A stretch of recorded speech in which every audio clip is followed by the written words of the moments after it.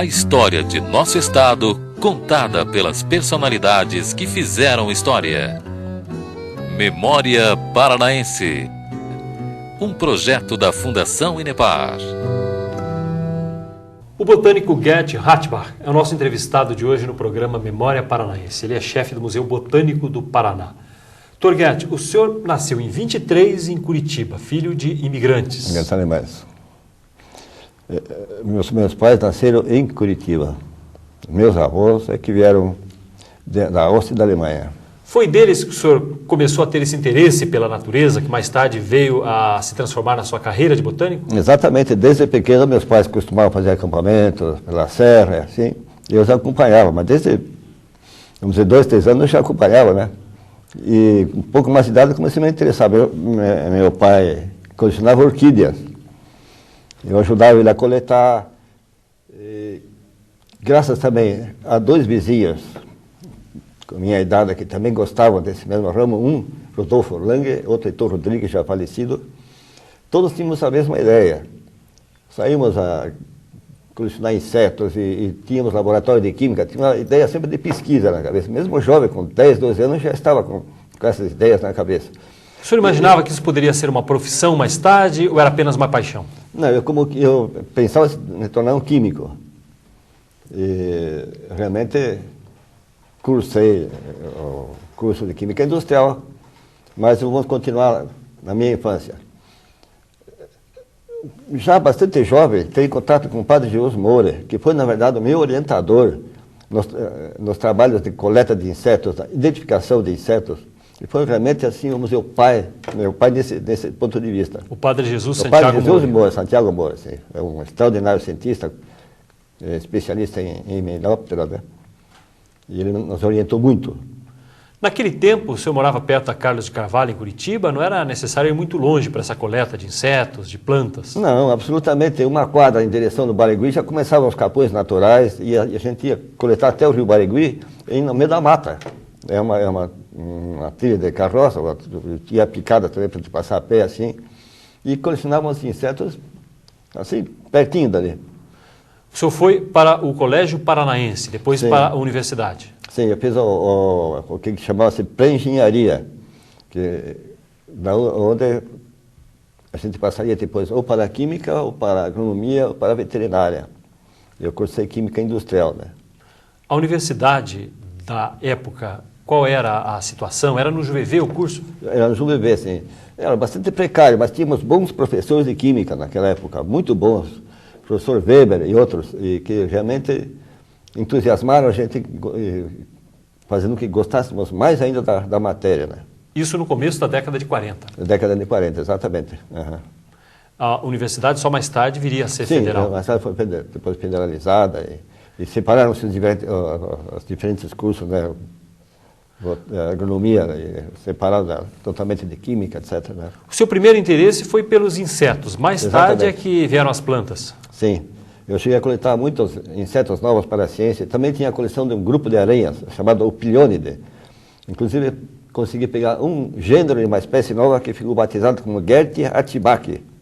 Quer dizer, por sorte, encontrei um casal dessas aranhas, era uma aranha verde muito bonita, e foi escrita como gênero e espécie nova, que é coisa muito rara de ser encontrado. O senhor catalogou muitos insetos, também muitas plantas mais tarde? Mais tarde uma planta, mas insetos foi bastante. Eu cheguei a ter uma coleção de 5.000 e poucos coleópteros, e umas 30 espécies novas para a ciência.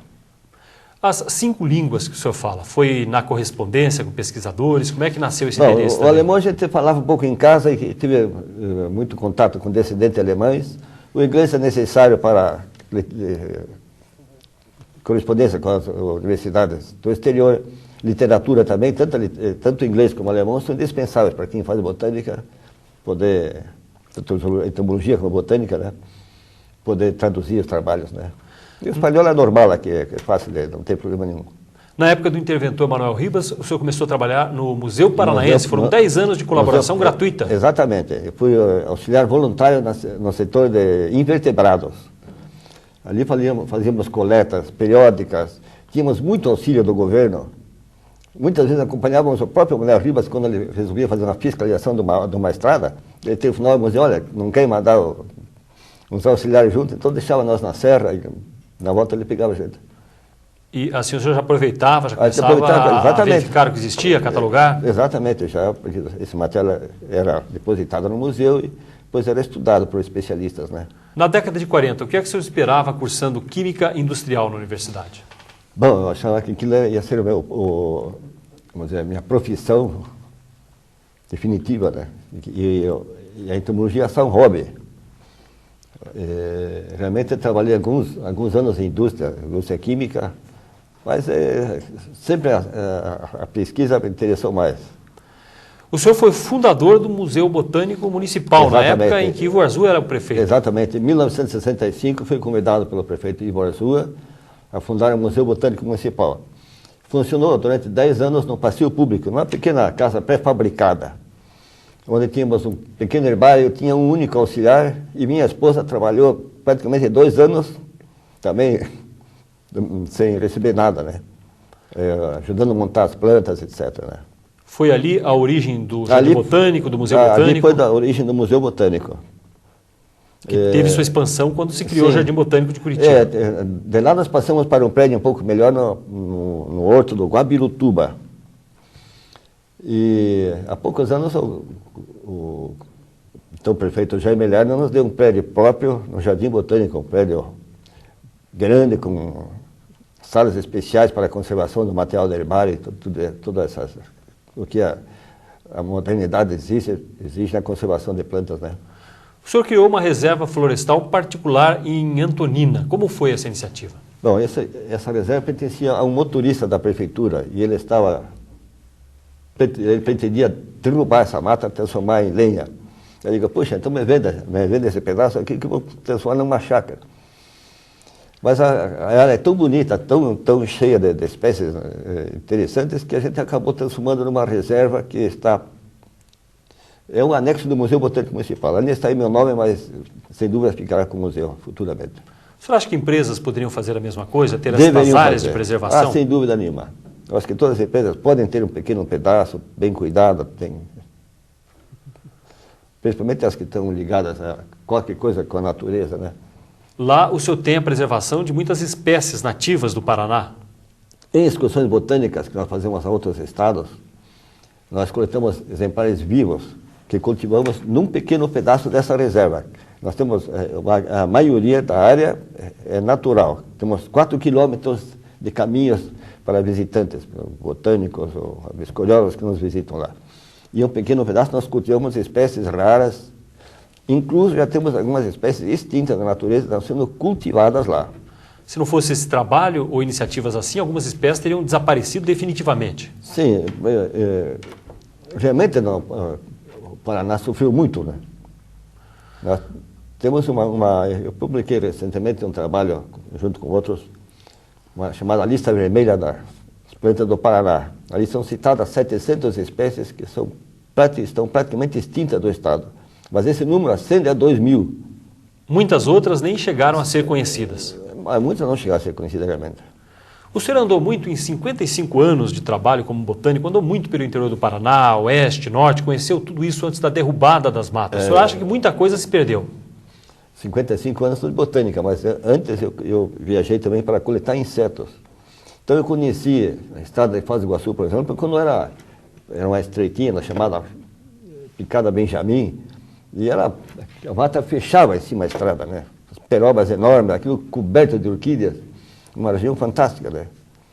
Toda ali fui de Foz do Iguaçu a Guaíra, só tinha uma pequena vila no meio, estrada de chão, 220 quilômetros de chão, tudo mata. Hoje eu fico decepcionado quando volto a ver aquilo como está, né? Totalmente arrasado.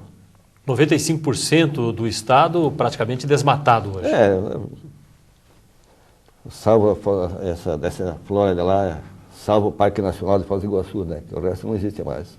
Essa mentalidade de desmatamento que existiu nas últimas décadas no Paraná, o senhor já tinha uma valorização pela natureza? Como é que era esse conflito de estar ali, de conhecer, de saber da importância daquilo e ao mesmo tempo ver a derrubada que acontecia? Quando eu estava no Museu Paranaense, nós temos alguns programas de preservação. Inclusive, nunca me esqueço do município Bom, na região de Ivaí havia um grupo de índios chamado Chetás, e moravam em uma área muito bonita de mata. E nós politicamente tentamos que essa área fosse transformada em reserva, mas nada ocorreu, né?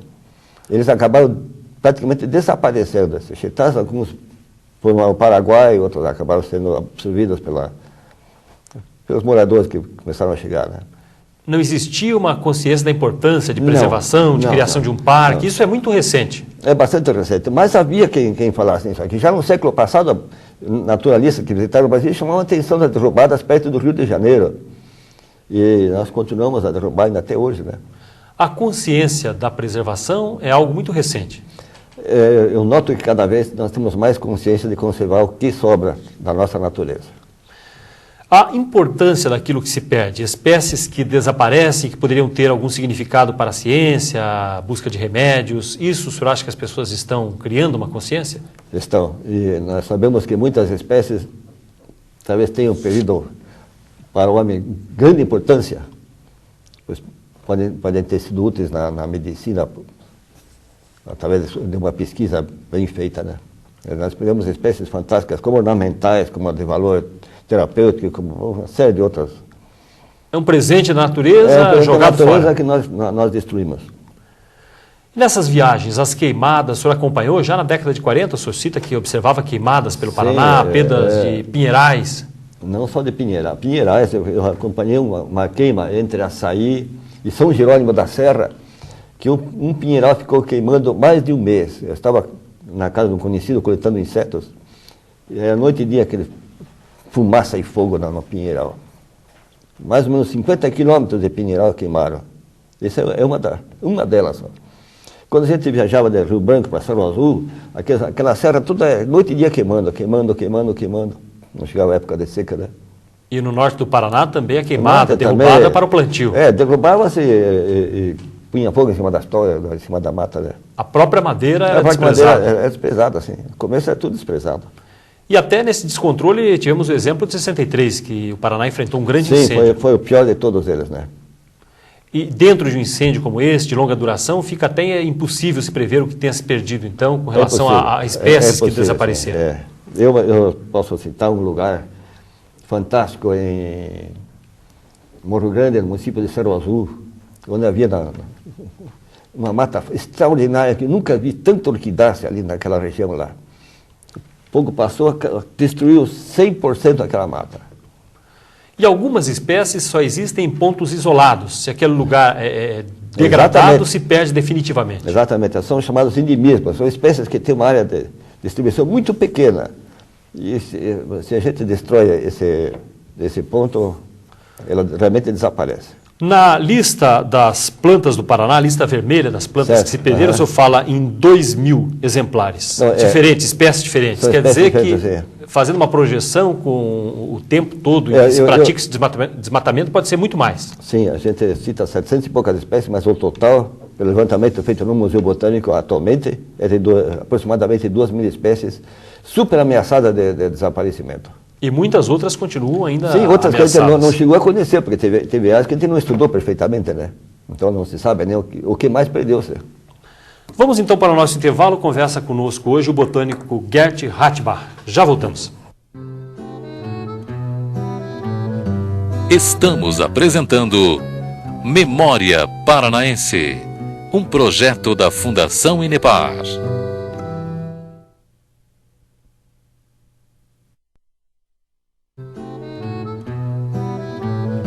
Estamos apresentando Memória Paranaense, um projeto da Fundação Inepar.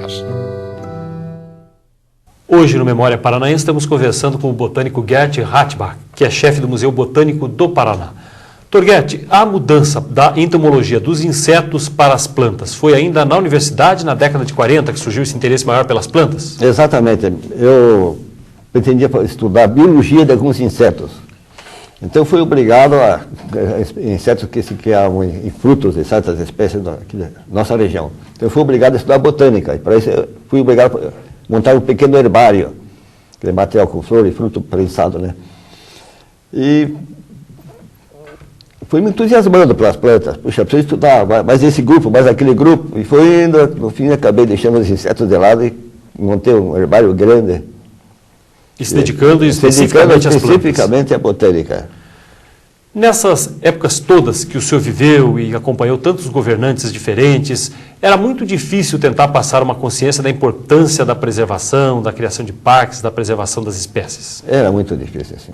Realmente, no Museu Paranaense, muitos lá tentaram obter áreas grandes de reserva, mas realmente não havia. Todos achavam que tínhamos verde demais aqui. No trabalho como botânico, o senhor, quando faz a preservação de determinada espécie, também busca multiplicar, passar para outros pesquisadores, fazer com que ela permaneça? Não, o trabalho meu é coletar material, secar, material florífero ou frutífero. Secar o material, dar todas as informações de campo, isso é montado numa cartolina e armazenado de acordo com os grupos botânicos, como as orquídeas junto com as orquídeas, gramíneas. Cada família botânica tem suas caixas apropriadas. Nós tentamos trazer alguma coisa viva, mas é o mínimo em relação ao que te coleta. Mas alguma coisa consegue se salvar dessa forma? Sempre, ainda até hoje, como eu digo, em Sapitandua nós estamos trazendo espécies raras e tenta salvá-las. E no Jardim Botânico também há um planejamento de que sejam cultivadas espécies ameaçadas de extinção. Do Paraná, o que é que podemos contabilizar hoje? O que sobrou, o que foi mais preservado? Serra do Mar, Parque Nacional do Iguaçu? A Floresta Atlântica é a mais preservada e a mais rica do Paraná em espécies. Vamos dizer, só entre os chamados caraguatá ou bromeliáceas, 90% vivem lá, né? Temos ainda um pouco de campos cerrados que também estão sendo preservados de acordo com novas normas que estão sendo utilizadas agora. Temos um pouquinho de campos naturais perto de Vila Velha e alguns outros pontos também preservados. Esses campos são naturais, sempre foram assim a paisagem dos Campos Gerais? A paisagem, a fisionomia sempre é igual, só que a composição florística diminuiu violentamente, né? Queimas, excesso de pastoreio, invasão de plantas tóxicas para o gado, e agricultura também, né? A Serra do Mar só se salvou porque é um terreno acidentado? Evidentemente. Eu tive a ocasião de ver um projeto em que se tentava tirar árvores de pontos altos da Serra do Mar. É um tipo de um teleférico que tira toda lá de cima de morro, que tem as partes altas, ainda tem árvores bastante boas, né? Algumas regiões até chegaram a ser substituídas por pinos na Serra do Mar. Sim, essa foi... Ainda temos alguns pontos aqui, perto do município de São José dos Pinhais, Castelhanos, onde a Serra do Mar está sendo trocada por pinos. Isso é totalmente ilógico. A expansão dessas áreas de preservação de parques, será que seria um caminho? O governo deveria pensar nisso, aumentar esses espaços dos parques? Isso pode ser feito, mas realmente para o botânico a preservação, uma reconstituição da mata primitiva é impossível, né? Nós conseguimos dar uma ideia de como era aquilo, mas não se consegue chegar nunca mais a um aspecto natural primitivo, né? A diversidade existente numa floresta nativa, exatamente uma reconstituição disso é impossível. Porque nós temos que começar com fungos, musgos, líquens, e toda uma série de espécies que estão interligadas. Isso é muito difícil de constituir isso aí. Mas, pelo menos, a tentativa para que alguma coisa fique é possível. É melhor que... É lógico, que nada. E é aconselhável que seja feito. Esses programas que estão se fazendo de reconstituir as beiras de rios, e isso aí tudo é muito importante. É um trabalho muito bom. A própria natureza dá conta desse trabalho ao longo do tempo? Como é que funciona essa recomposição florestal? Uma área que tem, vamos dizer, uma capoeira, uma vegetação secundária, abandonada, ela, aos poucos, vai se reconstituindo. Começam a aparecer espécies arbóreas de crescimento mais rápido, posteriormente espécies de crescimento mais lento, como seria o caso de canelas e outras espécies. E nós finalmente vamos ter uma mata que bastante boa, bastante interessante. Deixando claro que as espécies perdidas, essas não voltam mais. Não voltam, são espécies que não são impossíveis de serem cultivadas, mas a natureza faz muita coisa. As plantas exóticas trazidas para cá, elas podem ser uma ameaça às plantas nativas? Lamentavelmente, algumas espécies têm tomado o lugar das nativas. Nós temos, por exemplo, esse lírio do brejo, é muito comum aqui em Morretes, etc. Então ela tem uma violência de crescimento muito grande e ocupa o lugar das nativas. O senhor acha que vale a pena um trabalho de reconstituição de pinheirais, por exemplo, que era a característica inicial do Paraná e que foram se perdendo? Seria uma atitude válida? É absolutamente certo, mas desde que acompanhado das espécies que normalmente vivem junto com o pinheiro, né? Como se a casa erva mate, muitas canelas e outras espécies que são típicas dessa região, né? Mas nessa altura uma iniciativa de custo muito alto. Sempre alto. A não ser que seja com finalidade comercial, porque aí é mais fácil, né? Mas uma reconstrução assim depende de bom conhecimento da flora original, das plantas associadas com o pinheiro, para não misturar espécies de regiões totalmente diferentes. O senhor acha que há regiões do Paraná que mereceriam estudo para a criação de parques, para tentar se proteger o que tem ainda por ali? Tem regiões boas. Tem áreas assim nos fundos de Cerro Azul, temos uma série de municípios aqui, lá para o lado de Cândido de Abreu, etc., que mereceriam uma reconstituição da flora, das espécies arbóreas, né, vamos dizer assim, né? A legislação, por exemplo, de preservação dos pinheiros, ajuda, é alguma coisa, pelo menos, ou traz pouco resultado ainda? Não, ela ajuda. O que falta é fiscalização. Efetivamente, o governo não consegue fazer uma fiscalização? Não consegue fazer, não. E que as leis sejam executadas, né? Privatizar esses parques como estudo ao governo é um caminho? Eu acho que o governo teria que tomar conta disso com equipes com mais fiscais, etc. Mas talvez seja um caminho bom, temos que fazer uma experiência, ver o que vai acontecer.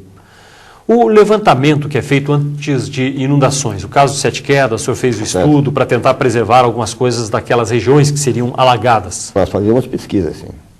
Fazíamos coletas botânicas naquela região toda, principalmente entre Foz do Iguaçu e Sete Quedas, justamente porque existem lá uns paredões muito interessantes, com uma flora muito característica e única. Trabalho muito difícil de fazer essa coleta. Era difícil, porque muitas vezes fazíamos isso por conta própria, né? Então a gente tem que conseguir verba, assim, trabalhar um pouquinho por aqui e conseguir dinheiro. O próprio governo que realizaria a inundação daquelas áreas, a construção das hidrelétricas, não levava esse aspecto em conta, a preservação, catalogar o que estava por ali da natureza. Não, foi feito, mas isso aí foi feito muito antes de qualquer projeto nesse sentido. Mas não pelo governo federal? Não, aquilo a gente fazia particular. Por iniciativa particular? Iniciativa particular, Assim temos naquelas ilhas de Sete Quedas, perderam-se espécies fantásticas, únicas que havia no Paraná. Existe uma anonácea que ocorria ali, uma árvore muito bonita, que sumiu completamente aqui do estado. Só era encontrado lá. O senhor tem uma correspondência contínua com pesquisadores internacionais. Como é que eles acompanham esse processo que aconteceu no Brasil? Ou isso não é só coisa do Brasil? Em outros países também outros se descuidam com a natureza? Que os chamados subdesenvolvidos estão sujeitos a esse tipo de destruição, né? Sabemos que Filipinas e outros países foram totalmente destruídos por madeireiras estrangeiras, né? Principalmente orientais. O fator econômico se sobrepondo ao interesse de preservação. Sempre tem quem se venda lá em cima e entrega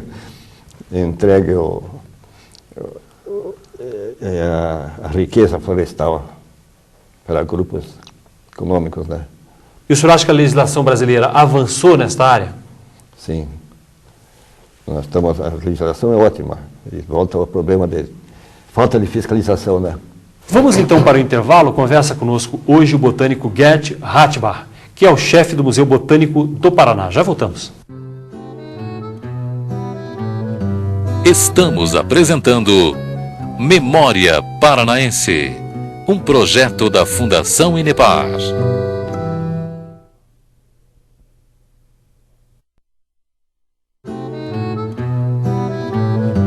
Estamos apresentando Memória Paranaense, um projeto da Fundação Inepar.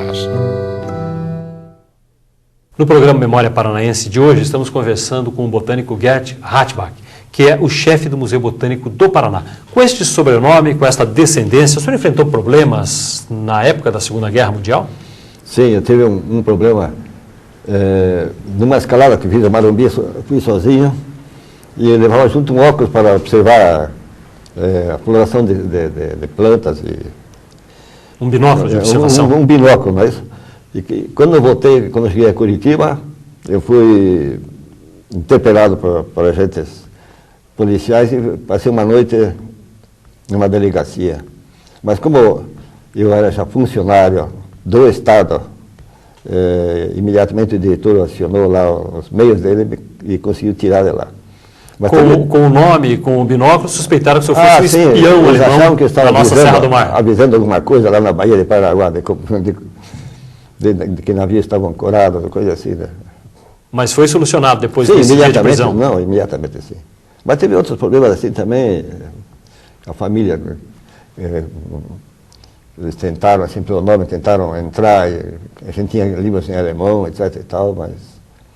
E sempre despertava uma suspeita, o fato de ter uma literatura sempre tinha, em alemão? Sim, isso era problema, sim. Mas tinha um delegado muito importante, era primo nosso, então ajudava. Apesar do nome brasileiro, ele era descendente alemão também, então nós dava a mãozinha. E salvava o senhor de problemas maiores. Dessas viagens, dessas coletas, como é esse trabalho? Como era esse trabalho? Como é esse trabalho hoje? Bom, no tempo que eu trabalhava como químico, eu utilizava os meios para financiar minhas próprias viagens. Porém, depois que entrei no museu, nós fundamos o Museu Botânico Municipal, tivemos auxílio da prefeitura. Desde o início, nós tivemos uma caminhonete à disposição para coletas. E meus próprios auxiliares do museu também eram bons mateiros e a gente conseguiu assim, fazer interessantes viagens. Nesse período, cobrimos principalmente o estado do Paraná, mas também fazíamos viagens a Mato Grosso, a Minas Gerais, Goiás. Até hoje ainda continuamos, e muito mais intensamente, a visitar esses estados do Brasil Central.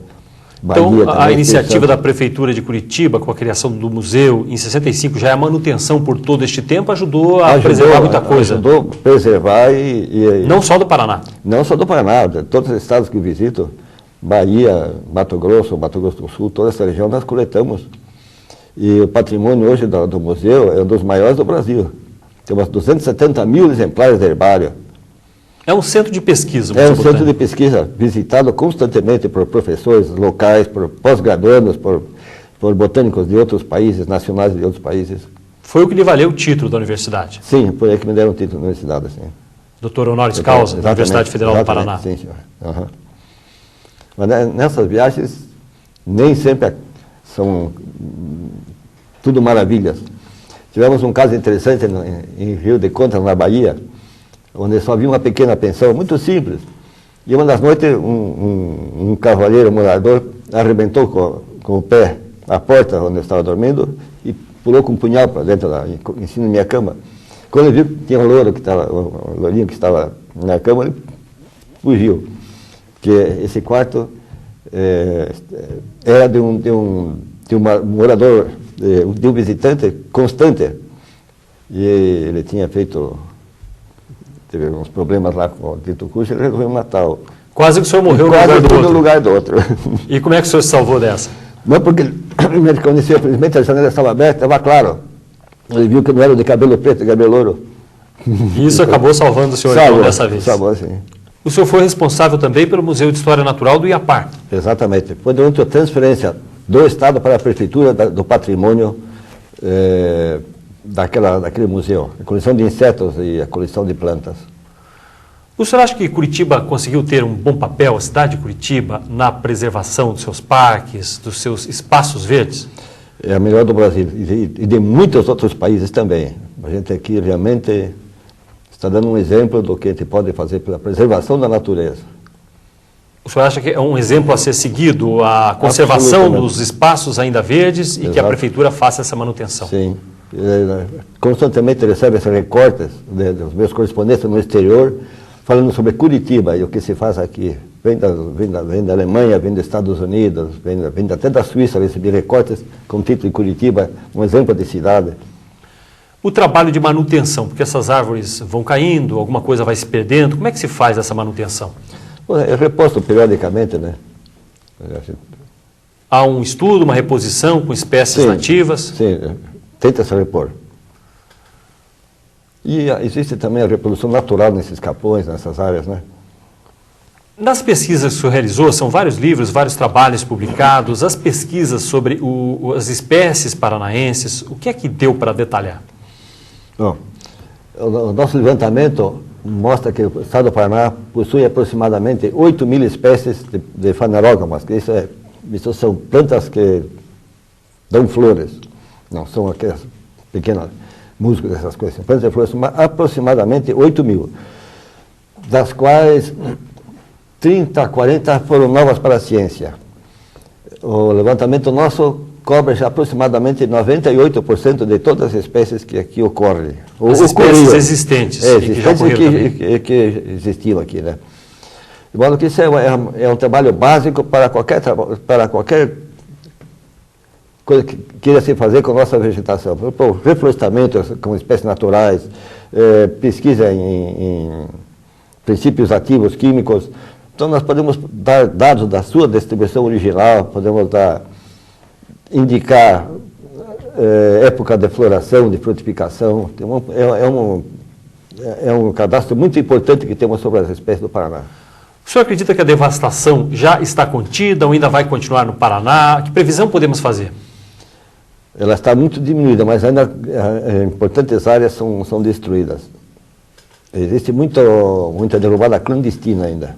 Como poderia ser feito o trabalho de conscientização? Trabalho de conscientização junto aos professores, junto aos estudantes sobre a importância de se preservar? Professores e estudantes é básico, mas não devemos nos esquecer dos adultos que têm a economia na mão e também tenham um pouquinho mais de consciência de preservar a nossa natureza, né? Com a participação também de empresas? Exatamente, porque os jovens, quando chegarem à idade adulta, já passaram-se muitos anos e muita coisa desse tipo foi destruída, né? Então temos que conscientizar também adultos e responsáveis por reflorestamento e por indústrias madeireiras que preservem mais o que se pode preservar. O Jardim Botânico, criado em Curitiba, onde o senhor trabalha, o Jardim Botânico, o senhor acha que é uma forma também de estimular, de criar esse interesse das gerações novas pela botânica? O objetivo é divulgar a riqueza da nossa flora. Tanto que ali existem diversos tipos de associações vegetais. Temos em projeto espécies do cerrado, espécies da mata da araucária, espécies da floresta atlântica, espécie da mata típica da bacia do Rio Paraná, espécie do alto dos morros, a chamada matinha nebular, que é uma flora bem exclusiva dos pontos altos, Marumbi, Pico Paraná, essas coisas assim. E vai divulgar, mostrar a riqueza e a beleza dessas espécies. O Jardim Botânico já é um lugar bonito, mas ele ainda tem muita coisa ali a ser melhorada, o crescimento dessas plantas novas que foram ali colocadas. Muita coisa. O Jardim Botânico é muito novo. E um jardim, para ter esse nome, são muitos anos, né? Você pode exigir de uma hora para outra que tenhamos árvores querendo deixar florescendo, etc. Vamos então para o intervalo. Estamos conversando com o botânico Gert Hartbach, que é o chefe do Museu Botânico do Paraná. Já voltamos.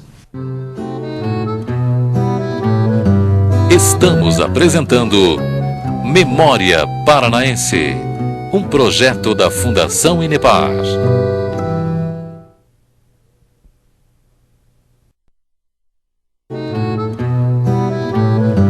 Estamos apresentando Memória Paranaense, um projeto da Fundação Inepar. Vamos para o último bloco do programa Memória Paranaense, hoje conversando com o botânico Gert Hartbach, que é o chefe do Museu Botânico do Paraná. O Parque Nacional do Iguaçu, uma velha discussão, abrir, não abrir, a Estrada do Colono. Qual é a sua opinião? Eu sou totalmente contra a abertura dessa estrada. Ninguém segura o homem. No momento que nós dividimos aquele parque em dois, que é uma divisão em dois naquilo lá, e, imprescindivelmente, teremos entrada de caçadores e de outros destruidores da natureza. as margens dessa estrada. Já na construção já teríamos problemas, né? Então eu acho que deve ser conservada, fechada, chama outra solução para resolver o assunto lá de Santo Antônio, aqueles municípios próximos lá. Existe uma argumentação da importância econômica da região e existiria a necessidade, segundo eles, os prefeitos da região, de abertura da estrada do Colono, cortando o parque. O senhor acha que a fauna também seria prejudicada, além dessa entrada na região? Automaticamente, a fauna talvez mais do que a flora ainda. São citados exemplos internacionais, onde algumas soluções são criadas para preservar, para abrir a estrada preservando o parque. O senhor acha que isso é difícil? É difícil devido à falta de fiscalização na área. Teríamos que ter um grupo muito grande cuidando daquele trecho de estrada. Nesse caso seria possível, mas realmente tem que haver uma fiscalização muito séria. Além dos fazendeiros, hoje também há grupos, movimentos sem terra, realizando invasões e em alguns pontos derrubando as matas. É um problema a mais, então, se somando a esse. Sim, normalmente eles procuram as áreas com melhor solo e ainda com mata e destroem tudo. O alagamento de tantas regiões do Paraná, a construção das usinas hidrelétricas pelo Estado, foi um outro ponto também que ajudou a contribuir com essa devastação. Sim, sem dúvida nenhuma. No Vale do Iguaçu, perdemos uma flora extremamente rica. Muitas espécies também ali desapareceram, naqueles paredões, perto dos saltos. A criação de búfalos no litoral, a pecuária no litoral. É admissível desde que os proprietários tenham área extremamente limitada e muito bem cercada. Na nossa reserva de Sapitaduva, temos um vizinho que, por 2 vezes já, não cuidando de suas cercas, permitiu que os búfalos entrassem na nossa mata, e com grandes prejuízos. Que o búfalo come os palmitos, nós temos a área muito rica em palmitos, destrói os palmitos pequenos e médios, tivemos prejuízo elevado. Tivemos muito problema com esse fazendeiro. O senhor acha que a expansão da criação de búfalos no litoral seria um problema, então, ecológico sério? Tem que ser muito bem controlado. Não permitir que isso seja aberto assim.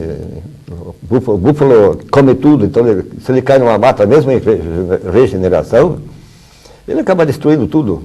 A discussão sobre a abertura de uma estrada pelo litoral paranaense, fazendo interligação entre outras que já existem no Paraná, em São Paulo e em Santa Catarina. Eu sou contrário. O senhor acha que seria também mais um motivo então, de degradação? Esse é mais um motivo, né? Existe esse sério problema de São Paulo com atravessando em Guaraqueçaba uma estrada, né? Aquilo eu acho inadmissível. Economicamente é interessante, mas como botânico eu não posso admitir isso aí. A região de Supiragui também ainda preservada, até pela dificuldade de chegar até o local. Exatamente, Essa aí toda aquela parte norte da Baía de Guaraqueçaba está sendo preservada pela dificuldade de transporte do material que pode de lá ser tirado, né? Sem asfalto hoje, para se chegar ali no litoral até Guaraqueçaba, dá umas 2 horas por estrada de terra. O senhor acha então que se houver o asfaltamento dessa estrada até Guaraqueçaba, o problema se agrava? Eu acho que agrava. Verdade é que um pouquinho anti-econômico, mas não devemos destruir tudo nesse mundo, né? Nós temos que preservar alguns pedaços. Custe que seja lá um sacrifício de alguns fazendeiros, procurem outras áreas, né? A defesa dessas prefeituras do litoral para que algumas áreas sejam liberadas para a agricultura? Existem áreas de vegetação secundária que podem ser levantadas e podem ser destinadas à agricultura, desde que muito bem controladas. O hábito brasileiro, o agricultor brasileiro, as queimadas, o senhor acha que é um dos grandes problemas a se controlar na nossa cultura? Evidente. Grande responsabilidade das queimas nossas, aqui como em todo o resto do Brasil, é o descuido na queimada de pequenas roças, sem fazer o respectivo acervo de isolar do fogo essa área com a natural do lado, né? Na região metropolitana nós temos em grande parte a plantação da bracatinga, que depois de 4, 5 anos é derrubada e se vende a madeira. O senhor acha que isso afeta? De que forma se pode conviver com isso? Não, acho que isso a mata lixa está destruída. Então é um mal necessário e não vejo nada contra. Muito melhor a bracatinga que o pinus, porque a bracatinga, na verdade, ela não enfraquece o solo como outras espécies que estão sendo cultivadas, né? O pinus, como é que atinge o solo? Consta que empobrece bastante, né?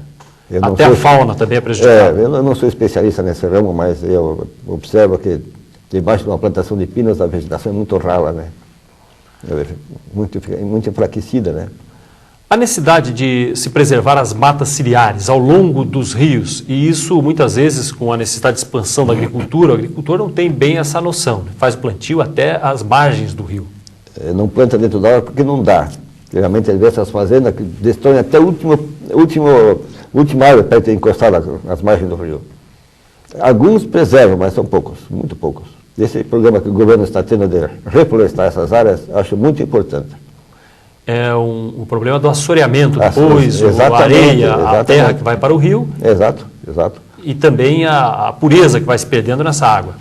Observa que essa represa lá de Foz do Iguaçu, aquela grande represa de Itaipu, ela sabe-se que tem problema de assoreamento muito grande, né? Porque todos aqueles rios que vêm no Mato Grosso, vêm no Paraná, Ivaí, Piquiri, do lado de lá, do lado do Mato Grosso, trazem terra ali aos montes, né? E vão assoreando toda aquela enorme lagoa, né? Seria dispensar também num programa para estimular a recomposição dessas matas ciliares onde fosse possível? Sim, isso sim. Isso eu acho absolutamente necessário. A agricultura, a expansão da agricultura no Paraná, que é uma coisa impressionante, né? Até onde se pode plantar realmente ao plantio. Como é que o senhor acha que isso tem atingido, ou vai atingir ainda, até pelo problema não só dessa exploração exaustiva da terra, mas também dos produtos químicos que são utilizados em grande escala? Principalmente por esses, né?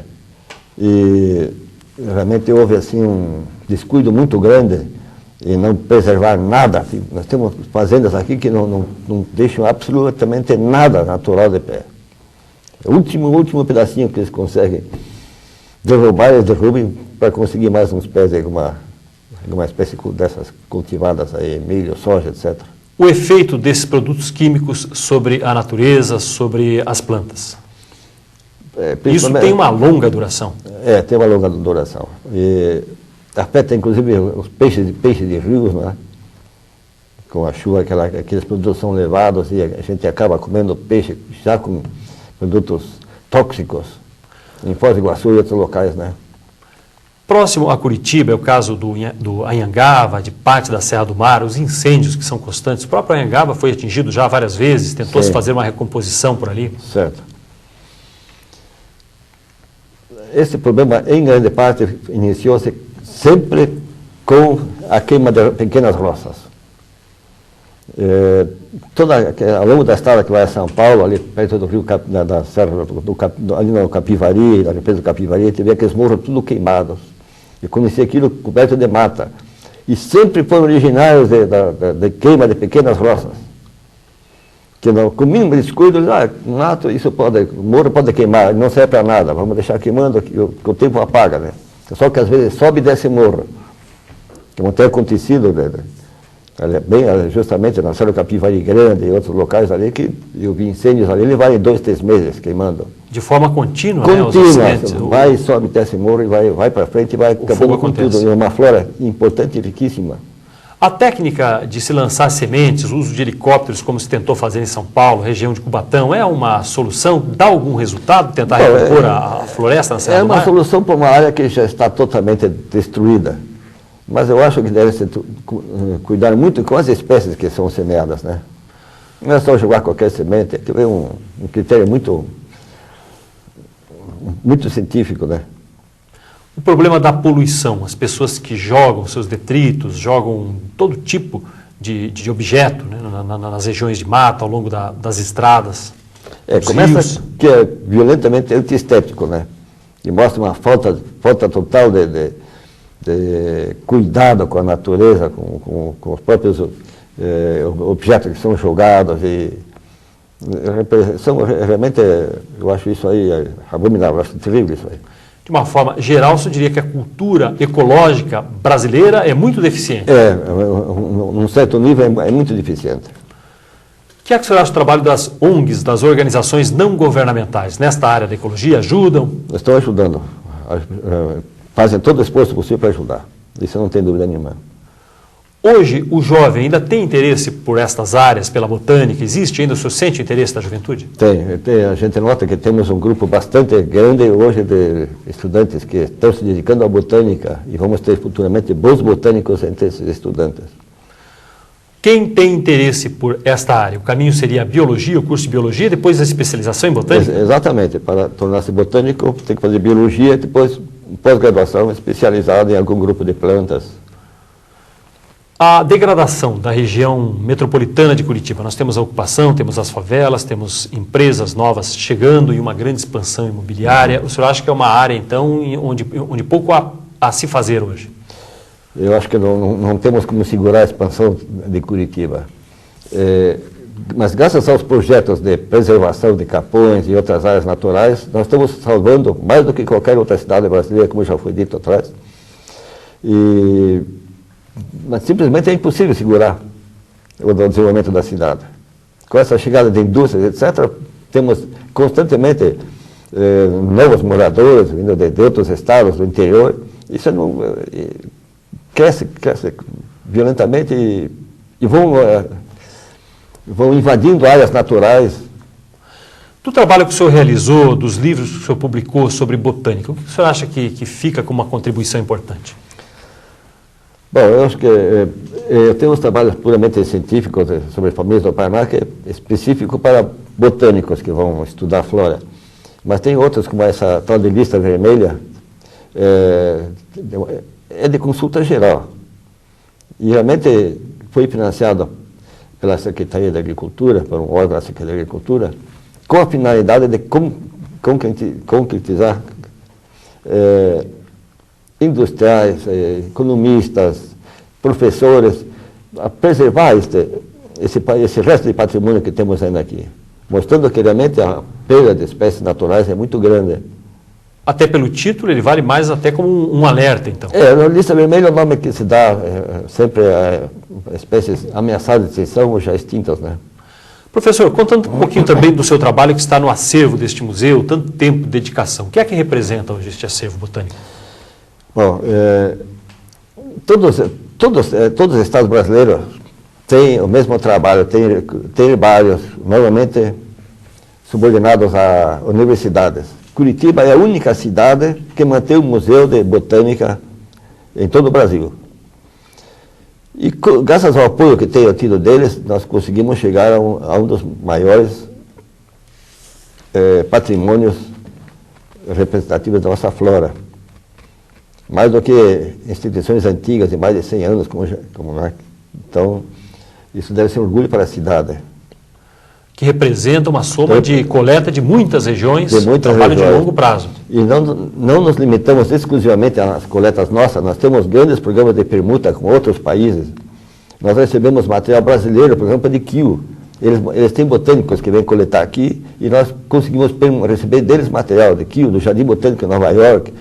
Temos com Washington, temos com o Japão, temos com outros países europeus. Então, o nosso herbário é o mais rico em espécies diferentes de todo o Brasil. O botânico que nunca esteve no Brasil fica entusiasmado para a nossa riqueza florestal, né? Ou riqueza botânica, né? Tem áreas assim, por exemplo, a gente visita essas serras altas de Minas Gerais, as chamadas Campos Rupestres, Minas Gerais, Bahia. É uma flora fantástica e com uma diferenciação muito grande de um ponto para outro. Em poucos quilômetros você tem uma flora totalmente diferente. Uma modificação muito grande de espécies. E aí, o pessoal que não está acostumado com aquela florazinha da Europa, que não tem novidades, ficam simplesmente maravilhados, né? O fato é que há muitos especialistas estrangeiros fazendo essa pesquisa também, sim, levando embora até muitos dos resultados. Mas isso é muito controlado pelo governo hoje em dia. Um botânico que vem aqui fazer pesquisa, vem fazer coleta, ele é acompanhado de um botânico brasileiro. Não pode fazer trabalho de campo sozinho. E é obrigado a deixar a maioria dos exemplares aqui. Ele pode levar duplicata junto, mas tem que ficar uma coleção aqui. Agora, a exploração desta biodiversidade brasileira, o fato de ser levado isso para outros países, muitas vezes desenvolvendo-se produtos daquilo que é buscado aqui no Brasil e que depois retorna aqui patenteado e vendido ao próprio brasileiro, né? De onde saiu, o país de onde saiu este produto retirado de uma planta brasileira? Veja bem, o botânico faz coletas de material de herbário, não faz pesquisa sobre essas plantas. Isso já é um outro trabalho. Então, realmente, contra isso eu sou também, que se leva material para pesquisar quimicamente e depois, hoje tem esse royalties, tem uma porção de leis aqui que permitem que, uma vez encontrada uma substância nova em uma planta, possa ser uso exclusivo, a indústria pode fazer uso exclusivo dessa planta, né? A natureza, professor, tem uma força de recomposição, uma força de recuperação muito forte, né? Isso ainda é um estímulo. Uhum. Sim, realmente a gente vê que uma área abandonada se recupera, não só aqui no Paraná, como em outros estados também. Que nós queimas periódicas, ela recompõe-se rapidamente. Começa aquela mata baixa e anos depois já vai se retomando. E vai ser, talvez não com a riqueza original, mas fisionomicamente parecido, né? Para finalizar, Dr. Guedes, depois de tanto tempo, tudo que o senhor viu, das más notícias que o senhor recebeu, da destruição que o senhor viu por tanto tempo da natureza, o senhor pelo menos tem uma posição otimista com relação ao futuro? O senhor acha que essa consciência ecológica vai crescer, que no futuro as pessoas vão dar mais valor e tentar preservar a natureza? Vai crescer, sem dúvida nenhuma. Tenho certeza absoluta de ver pelo entusiasmo de certos grupos aqui que hoje trabalham na área de zoologia, de botânica, geologia. Existe uma luta muito grande para conservar o que nós temos ainda. Muito obrigado, Dr. Guedes, pela participação. Participação hoje no Memória Paranaense, Dr. Gerd Hartbach, chefe do Museu Botânico do Paraná, falando do trabalho de 55 anos dedicados à botânica. Muito obrigado também a você que acompanhou o programa Memória Paranaense.